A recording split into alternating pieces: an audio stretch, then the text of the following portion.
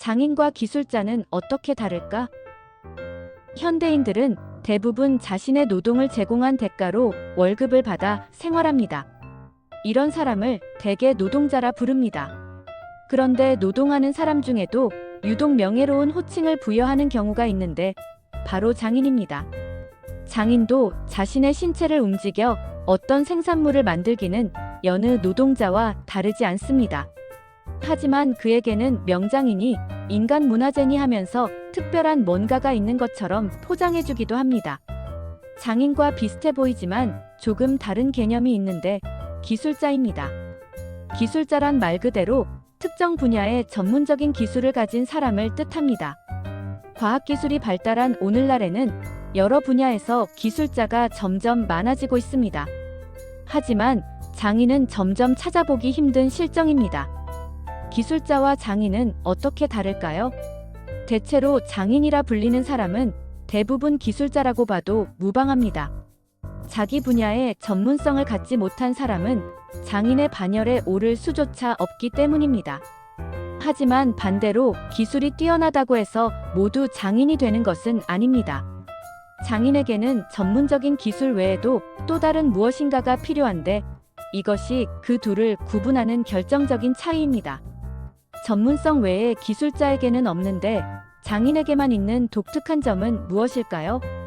장인과 기술자는 노동에 임하는 태도가 다릅니다. 철학자 스피노자는 에티카에서 다음과 같이 적었습니다. 우리의 정신은 어떤 것은 능동적으로 행하고 어떤 것은 수동적으로 감내한다. 말하자면 우리의 정신이 적합한 관념을 가지고 있는 한 그것은 필연적으로 어떤 일을 행하며 부적합한 관념을 가지고 있는 한 부득이 어떤 일을 감내한다.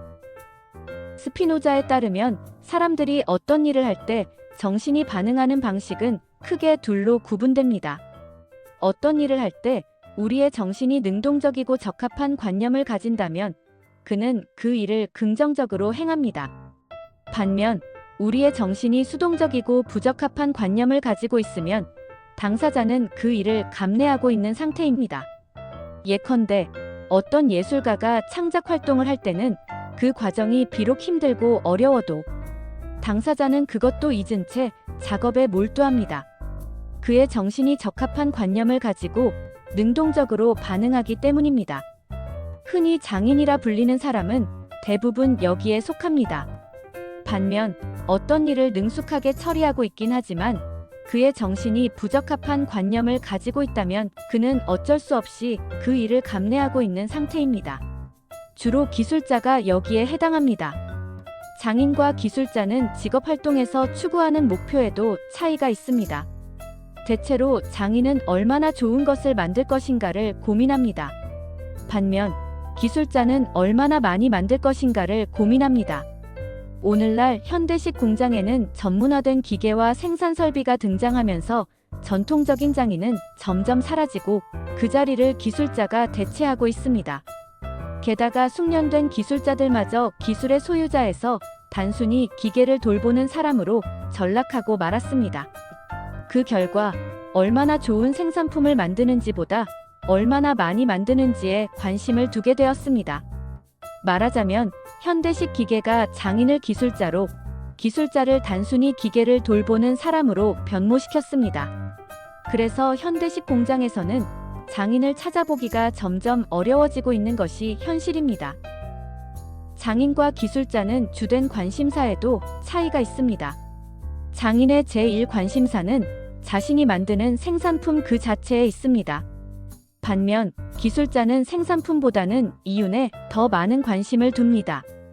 이에 대해 독일 철학자 에리히 프롬은 다음과 같이 주장하였습니다. 중세의 장인과는 달리 근대의 제조업자는 자신의 생산품에는 관심이 없다. 본질적으로 그는 자신이 투자한 자본에서 이윤을 얻기 위해 생산하고 있다. 프롬에 따르면 중세의 장인들은 생산품 그 자체에 관심을 둡니다. 생산품을 얼마나 훌륭하게 만드는지가 주된 관심사였습니다. 하지만 현대의 제조업자나 그에게 고용된 기술자는 생산품의 완성도보다는 그것이 시장에서 어떻게 평가받고 얼마의 이윤을 남길 수 있을지에 관심을 둡니다. 생산물보다는 돈에 관심이 더 많습니다. 따라서 장인은 자신이 만든 것이 얼마나 좋은지를 스스로 평가합니다. 반면 기술자의 생산품은 시장이 평가합니다. 사람들이 얼마나 많은 돈을 지불했는지가 중요한 평가 기준이기 때문입니다. 장인과 기술자는 당사자가 최종 결과물에 관여하는 정도에도 차이가 있습니다. 장인은 대체로 생산품을 만드는 전 공정에 직접 관여합니다. 예컨대 도자기를 만드는 장인을 생각해 보시죠.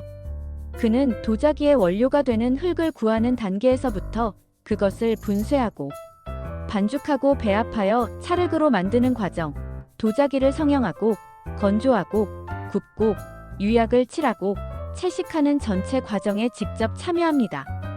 그중 한 단계라도 소홀하면 자신이 원하는 결과물을 만들 수 없기 때문입니다.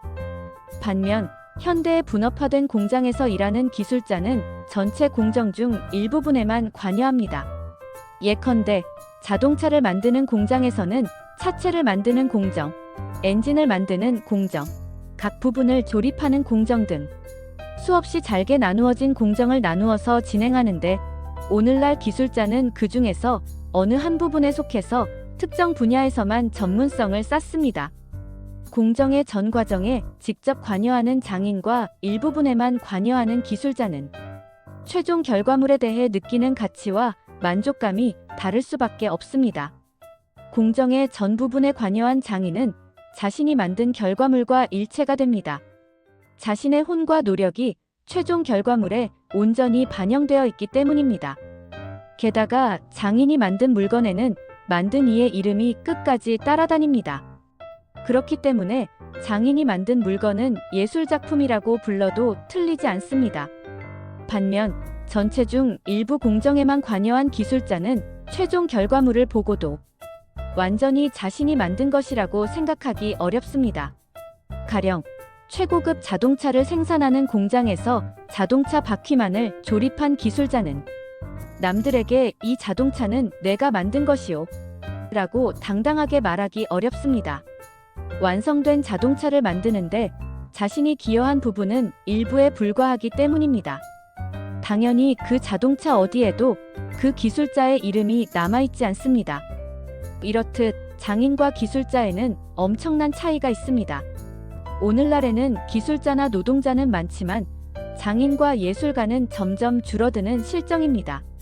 하지만 달리 생각하면 우리는 모두 장인이나 예술가가 될 수도 있습니다. 어떤 분야에서든 자신의 일을 할 때 돈보다는 최고의 결과물을 만들기 위해 노력하고 공정의 전체 과정에 관여하면서 영혼을 담으려고 노력하고 있다면 그 사람은 장인이며 예술가라고 불러도 틀리지 않습니다. 따라서 우리는 스스로에게 물어봐야 합니다. 나는 장인인지 노동자인지 기술자인지 예술가인지. 지금까지 출근길 인문학이었습니다.